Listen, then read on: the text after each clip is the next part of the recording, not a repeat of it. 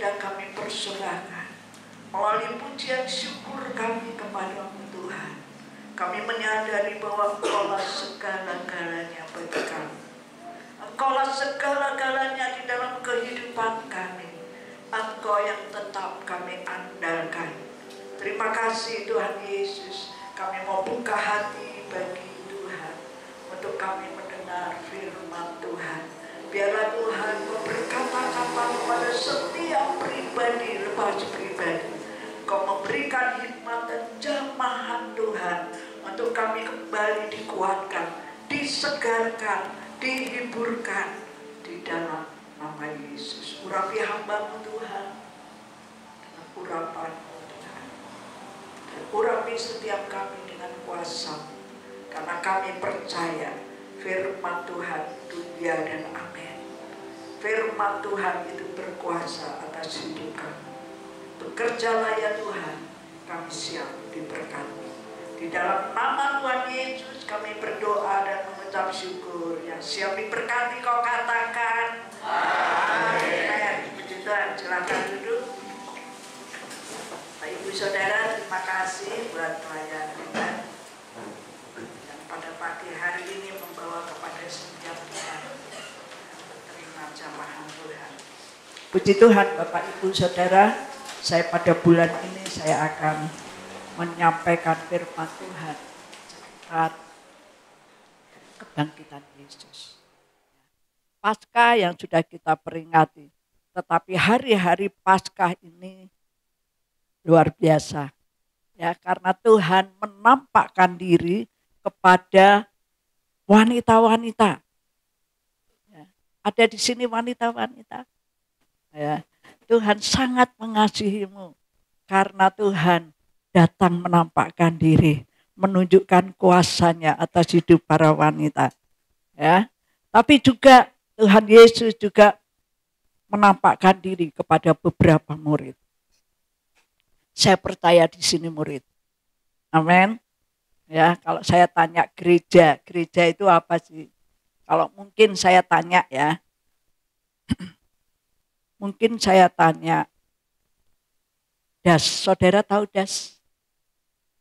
Saudara suka pakai das? Ya, das itu apa saudara? Hah? Ya, ada yang bilang merek pakaian. Betul.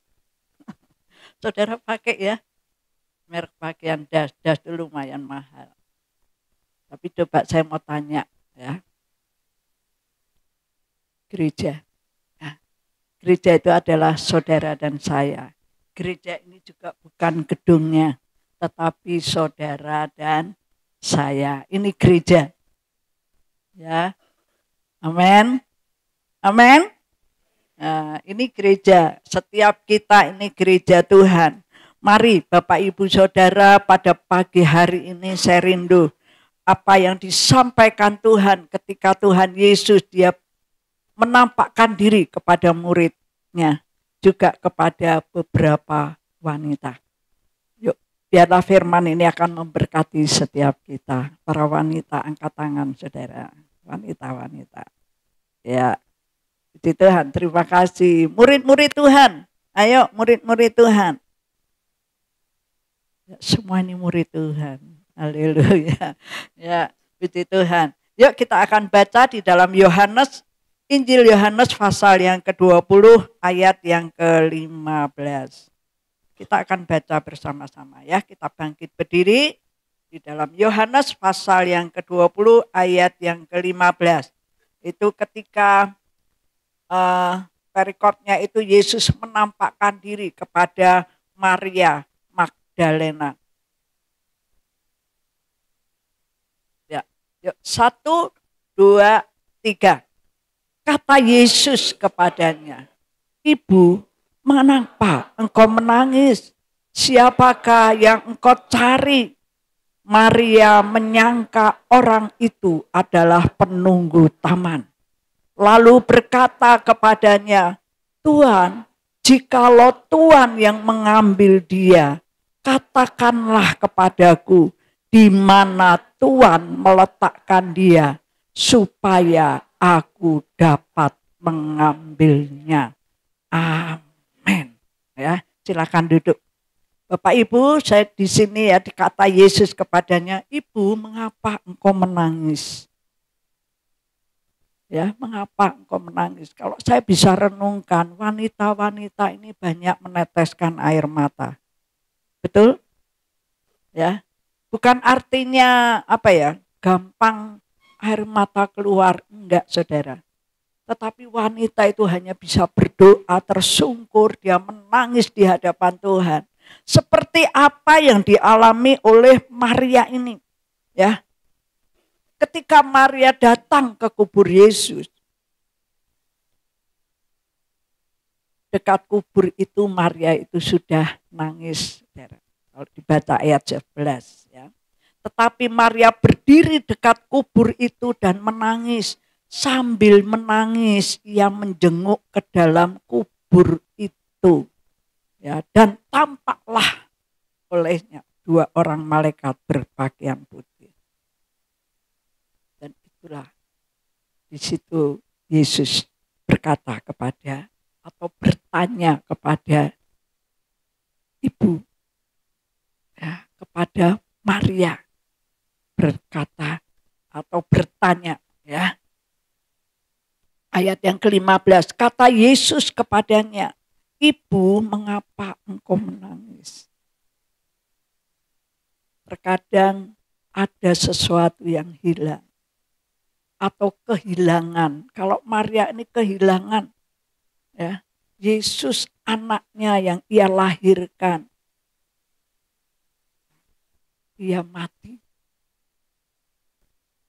dan tidak menyadari bahwa Yesus itu sebelumnya, sebelum ditangkap, Yesus sudah memberitakan dengan firman-Nya bahwa ia akan mati dan bangkit pada hari yang ketiga. Dan saat itu ibu ini dia menangis, melihat atau menjenguk atau menengok kubur Yesus, dan di situ tidak nampak mayat Yesus, tetapi yang nampak hanya 2 orang. Itulah malaikat-malaikat. Dan ayat yang ke-15 berkata, "Ibu, mengapa engkau menangis? Siapa yang engkau cari?" Yesus berkata, "Kenapa engkau menangis?" Pasti manusia kalau kehilangan, ya, apa yang sudah hilang atau berpisah dengan kekasih, pasti menangis. Ya, pasti menangis. Ya, mentuturkan air mata. Kalau kemarin di doa pagi saya mendengar firman bahwa air mata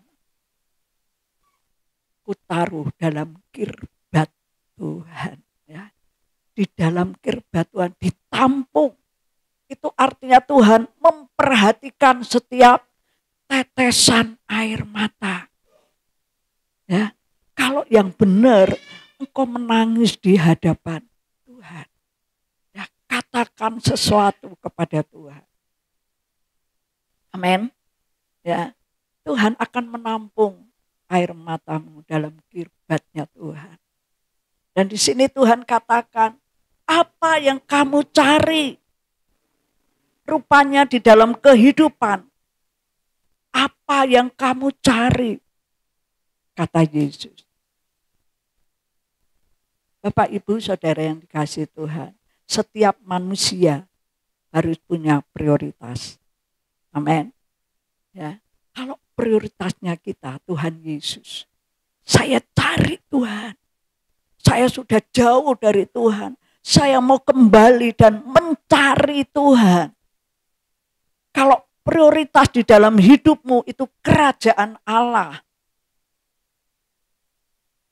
hidupmu terus engkau tuntun di dalam tuntunan Tuhan untuk mencari kerajaan Allah atau hidup di dalam kerajaan Allah. Karena itu sesuatu yang engkau utamakan, yang engkau prioritaskan dalam hidupmu. Saudara, apa yang menjadi prioritas dalam hidup saudara? Ya, saya mau tanya, prioritas rohanimu yang akan membawa kamu hidup tenang, hidup teduh, hidup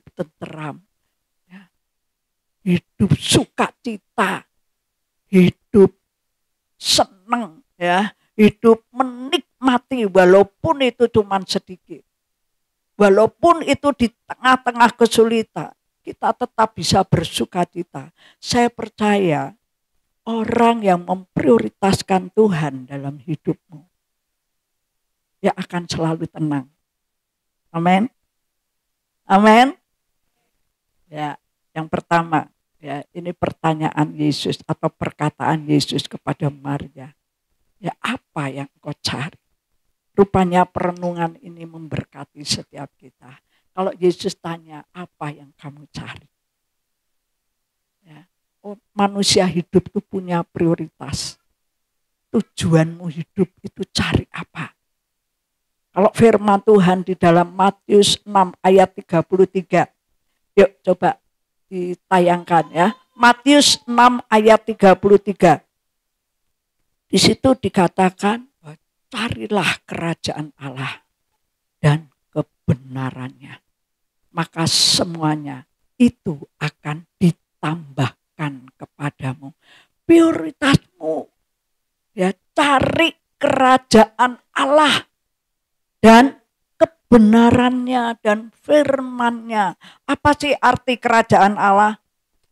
Ya, kerajaan Allah itu di mana Allah memerintah. Kalau kita cari kerajaan Allah, itu artinya kita percaya ya, bahwa perjalanan hidup kita atau menempatkan Tuhan di dalam kehidupan kita.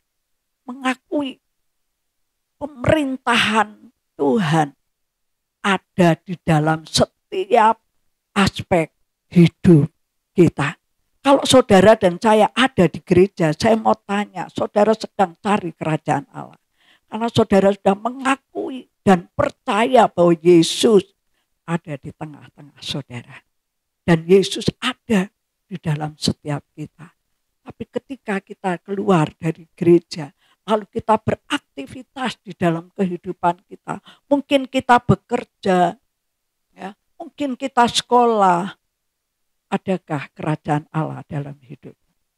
Kalau orang yang mencari kerajaan Allah dan kebenarannya di dalam setiap aspek hidupmu, ya, apapun yang engkau lakukan, yang engkau ada mungkin di rumah tanggamu, ketika engkau bekerja, kerajaan Allah ada di dalam hidupmu.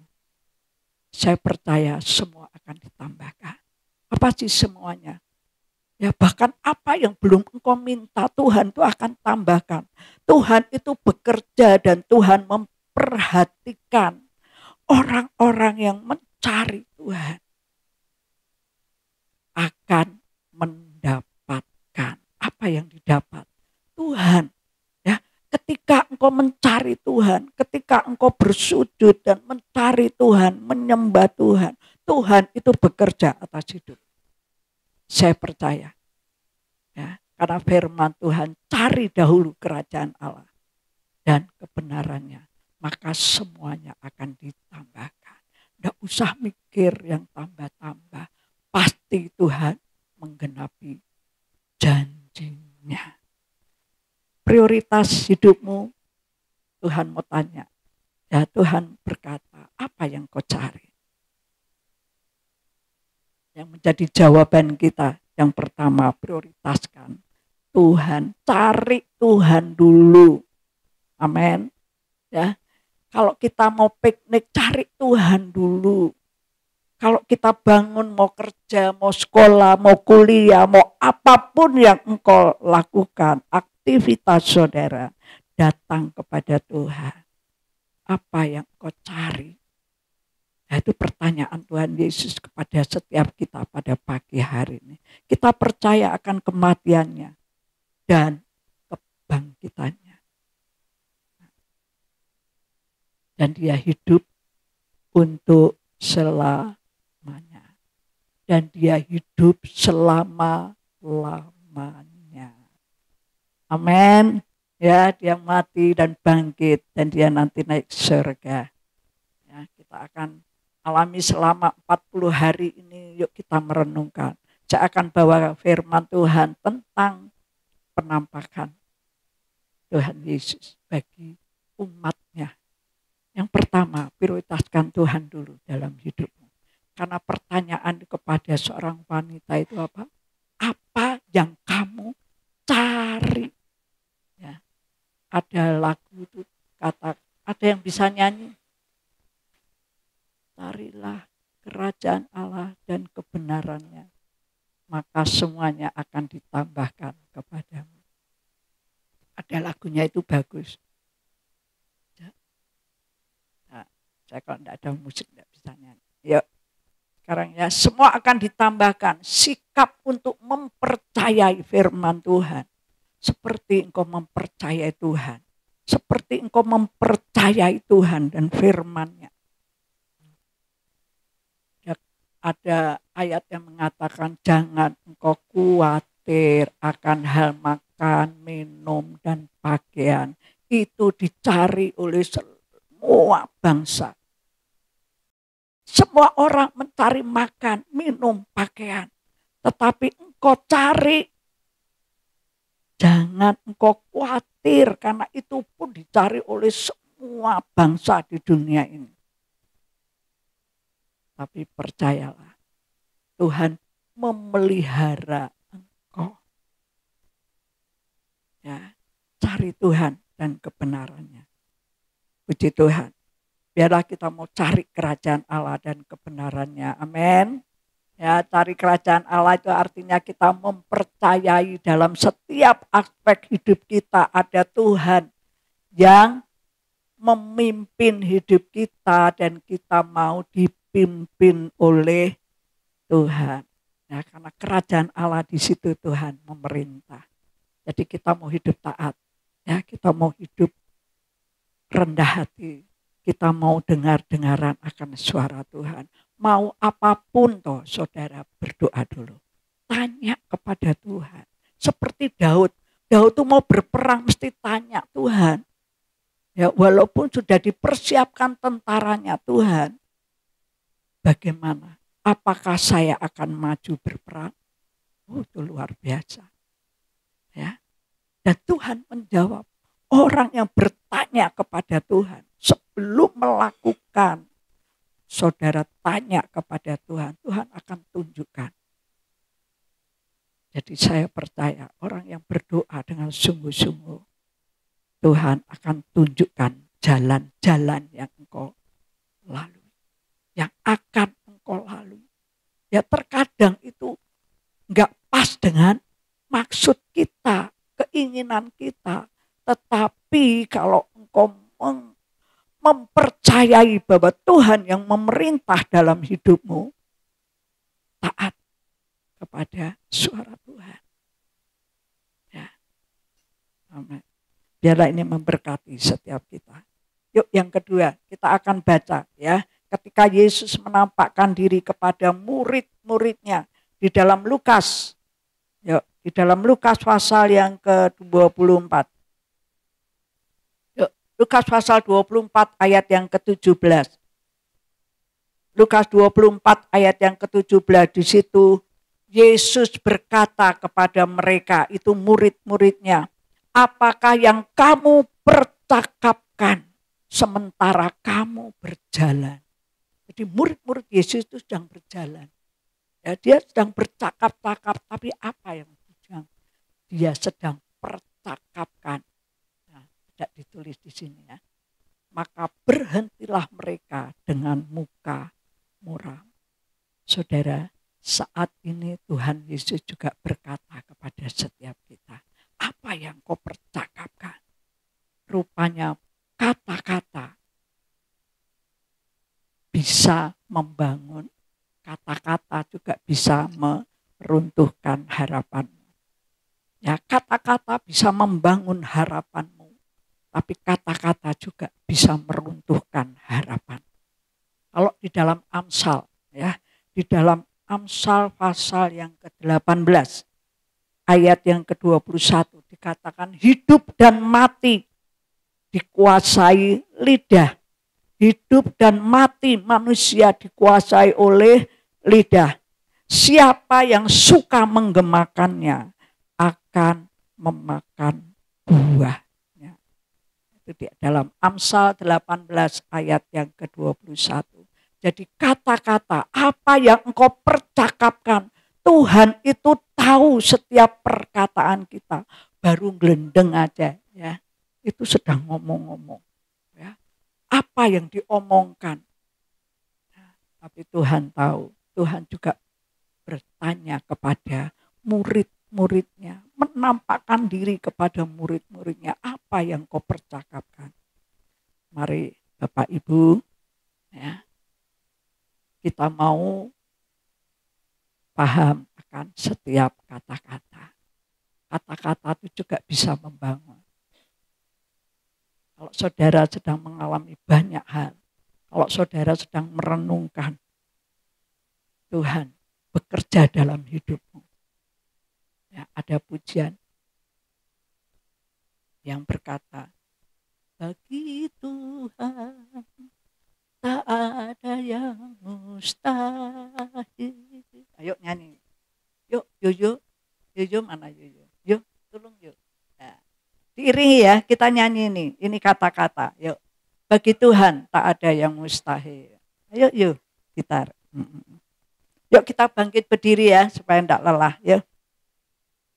Nyanyikan pujian, bagi Tuhan tak ada yang mustahil. Yuk. Bagi Tuhan. Yuk. Ayo. Bagi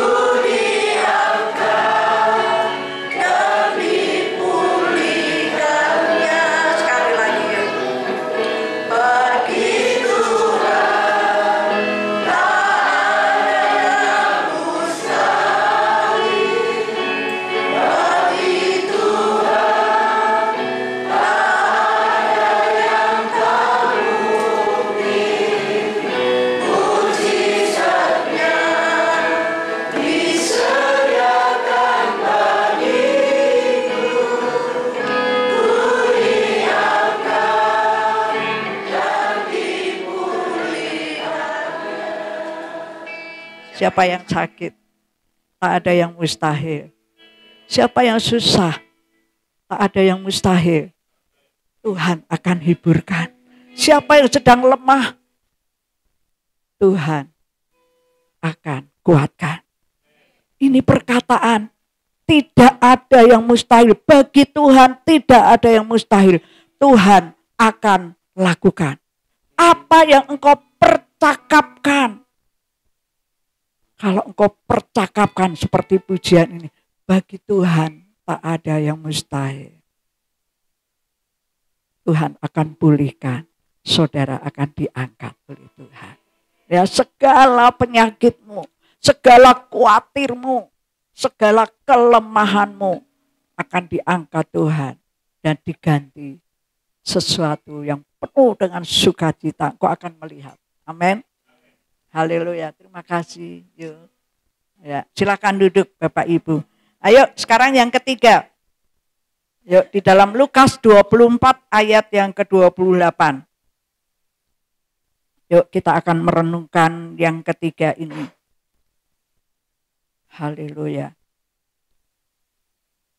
Di dalam Lukas 24 ayat yang ke-38. Berkata demikian. Yaitu ketika Yesus menampakkan diri di jalan ke Emmaus. Ya, Yesus menampakkan diri kepada semua murid-muridnya. Ayat yang ke-38 berkata, lihat, akan tetapi ia berkata kepada mereka, yaitu murid-muridnya, mengapa kamu terkejut dan apa sebabnya timbul keraguan-raguan di dalam hati kamu? Tuhan bertanya kepada setiap murid-muridnya. Ini sangat penting, perlu kita renungkan untuk kehidupan kita saat ini. Ya, mengapa kamu terkejut dan apa sebabnya? Sebabnya timbul keraguan-raguan di dalam hati kamu. Jangan terkejut dengan kabar-kabar yang buruk, ya. Jangan terkejut dengan keadaan dunia yang tidak menentu, yang naik turun, yang ada dan kadang-kadang enggak ada. Yang ramai kadang-kadang sepi pol, kata orang-orang. Ya. Jangan terkejut dan jangan ragu-ragu dalam hidupmu. Ya. Kalau saya bisa artikan keraguan-raguan itu orang yang mendua hati, ya, orang yang mendua hati, yang ragu-ragu, enggak ada kata percaya. Ya, orang yang ragu-ragu itu orang yang enggak tenang hidupnya, betul? Firman Tuhan katakan di dalam Yakobus 1 ayat yang ke-7 dan ayat yang ke-8, saya bacakan ya. Yakobus pasal yang ke-7. Yakobus itu setelah Ibrani, ya. Yakobus pasal 1 ayat yang ke-7 dan ayat yang ke-8. Puji Tuhan, Bapak Ibu Saudara, dikatakan dalam firman Tuhan bahwa orang yang ragu enggak tenang, orang yang mendua hati itu enggak tenang hidupnya. Yakobus 1 ayat 7 yang ke-8 dan 8 saya bacakan. Orang yang demikian janganlah mengira bahwa ia akan menerima sesuatu dari Tuhan. Sebab orang yang mendua hati tidak akan tenang dalam hidupnya. Orang yang demikian jangan mengira bahwa ia akan menerima sesuatu dari Tuhan. Orang yang ragu-ragu, orang yang mendua hati, enggak dapat apa-apa. Betul? Ini firman Tuhan. Hiduplah di dalam iman kepada Tuhan. Di hari-hari, setiap hari, hidup oleh iman. Walaupun engkau tidak melihat, tetapi percaya. Apa yang belum engkau lihat, engkau akan melihat dan menerima. Saya percaya bahwa setiap kita, kalau kita mau sungguh-sungguh di dalam Tuhan, kita mau beriman sungguh di dalam Tuhan, benar-benar tidak ada yang mustahil. Kalau saya bisa katakan kesaksian-kesaksian, kenapa Tuhan membawa saya dulu, ya, ada di bawah kali. Saudara mungkin belum pernah diusir, ya. Saya pernah diusir ketika enak-enak tidur dengan keluarga, diberi surat, ya, tanggal sekian harus tinggalkan, kosongkan rumah ini. Saudara pernah, ya, kosongkan rumah ini, ya, memang bukan milik, ya, bukan milik, tapi kosongkan rumah. Saya tidak sendiri. Kalau saya sendiri, saya bisa keluar langsung, ya. Tetapi saya ada suami dan anak-anak, ada orang tua, ada adik-adik, ya, dari suami, semua keluarga, ya, keluarga besar. Kita juga punya karyawan yang waktu itu 110 karyawan. Tanggal 1 harus kosongkan rumah. Itu satu hal yang sangat-sangat kaget. Karena saya tidak tahu sejarah rumah orang tua saya atau mertua, ya. Saya tidak pernah tahu. Saya tahu hanya hidup berkeluarga, senang. Ya, waktu itu saya punya anak 3. Enggak ada 1 bulan, saudara. Belum itu waktu tanggal 11. Dan tanggal 1 harus mengosongkan rumah. Tidak bisa tambah lagi. Nah, saya tidak tahu sejarahnya, tapi yang saya tahu harus keluar. Apa yang harus kita perbuat? Saya yang pertama, ayo kita berdoa. Nangis di hadapan Tuhan boleh. Karena kalau dipendam akan jadi dendam, akan jadi marah. Kenapa Tuhan bawa seperti itu? Saya tidur dengan anak-anak di bawah kolong meja. Di atas tidak ada atap. Saya pernah tidur di rumah sakit, di bawah langit, di pinggiran jalan masuk rumah sakit. Saya pernah dibawa ke situ, tapi saya selalu berdoa, Tuhan, ada sesuatu yang Tuhan kerjakan. Saya tidak pernah bingung, iya. Saya tidak pernah ngelukro, artinya ya. Saya tidak pernah ngelukro. Karena saya punya Tuhan yang luar biasa. Kalau dulu saya keluarga banyak diusir. Ya. Kok bisa ada rumah yang hampir rubuh aja nggak ada atapnya. Saya bisa tinggal di situ. Itu kalau bukan Tuhan yang bawa.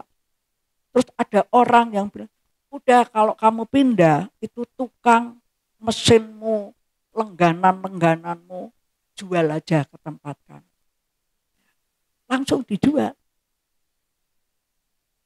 Berapapun uangnya sudah, saya bilang, nggak usah nawar-nawarkan harga. Sudah dia mau bayar berapa, karena itu kebetulan tetangga. Dan uang itu nggak cukup untuk bawa keluar tukang-tukangnya. Jadi kita tetap tinggal di apa adanya. Tetapi Tuhan tunjukkan rumah yang gede, tapi enggak ada atapnya. Bagi kita enggak masalah. Bisa kok buat tenda pakai spray. Bisa ya? Bisa. Saya pakai tenda kalau siang. Kalau malam cukup berlindung di bawah meja. Kenapa Tuhan bawa ke situ? Kalau dulu ya saya ikut pelayanan, saya ikut suami ke GSJA waktu masih di Boton. Oh sudah di sini ya.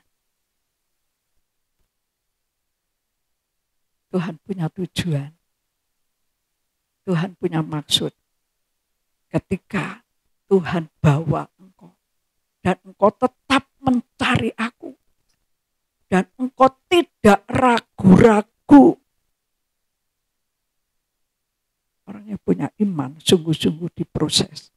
Ya, supaya sungguh-sungguh. Saudara tidak usah khawatir. Tuhan itu pelihara ketika engkau memprioritaskan Tuhan dalam hidupmu. Amin. Biar pagi hari ini ketika engkau makan perjamuan kudus. Ketika engkau makan perjamuan kudus. Engkau katakan, Tuhan, engkau sudah mati bagi aku. Engkau sudah bangkit bagi aku. Engkau yang memberi kemenangan itu. Engkau mengampuni. Engkau akan membawa aku. Aku terus akan dibawa naik.